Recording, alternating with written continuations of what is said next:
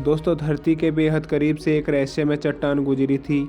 इस चट्टान के अजीबोगरीब आकार के कारण इसे एलियन अंतरिक्ष यान होने की अटकलें लगाई जा रही थी। अब इस चट्टान के बारे में खास जानकारी मिली है। यह सौरमंडल के बाहर से आई थी। इसे ओumuamua नाम दिया गया था। ओumuamua की अजीबोगरीब हरकतों के कारण अब वैज्ञानिक मान रहे हैं कि इसका संबंध एलियन से नहीं है। यह चट्टान हमारे सौरमंडल से बाहर से आया था। सबसे पहले कब देखी गई थी चट्टान और इसकी स्पीड जानकर आप हैरान रह जाओगे। दोस्तों, वीडियो को लाइक और चैनल को सब्सक्राइब करें। आइए दोस्तों, वीडियो को शुरू करते हैं। दोस्तों, वैज्ञानिकों को इस चट्टान को लेकर तब हैरानी हुई जब उन्होंने इसे सूर्य से दूर जाते देखा। यह धूमकेतु तो नहीं था, लेकिन उसी की तरह व्यवहार कर रहा था। जनरल नेचर में एक नए शोध प्रकाशित हुआ जिसमें कहा गया कि ओumuamua की सतह बर्फ के भीतर हाइड्रोजन अणु फंसे हुए थे। सूर्य की गर्मी के कारण यह बर्फ पिघली और हाइड्रोजन मुक्त हुए। शोध के प्रमुख लेखक जेनिफर ने कहा कि ओumuamua को जब देखा गया था तब वैज्ञानिकों को हाइड्रोजन अणुओं का पता नहीं चल सका था। ओumuamua को पहली बार अक्टूबर 2017 में देखा गया था।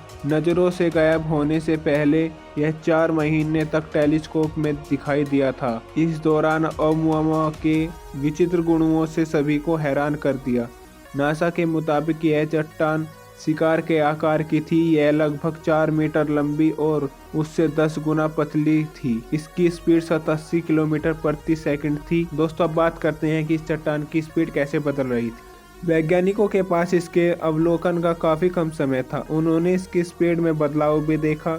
इस अंतरिक्ष चट्टान की स्पीड में बदलाव को देखकर बहुत सारे अध्ययन हुए।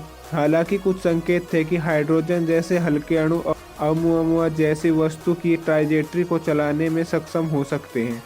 शोध में कहा गया कि अंतरिक्ष की ठंड में हाइड्रोजन अणु बर्फ में फंसे थे, लेकिन जैसे ही सूर्य के करीब आए तो वह गर्म होकर तेजी से बाहर निकलने लगे, जिसके कारण इसकी स्पीड बहुत तेज हुई और सूर्य की कक्षा से बाहर चली गई।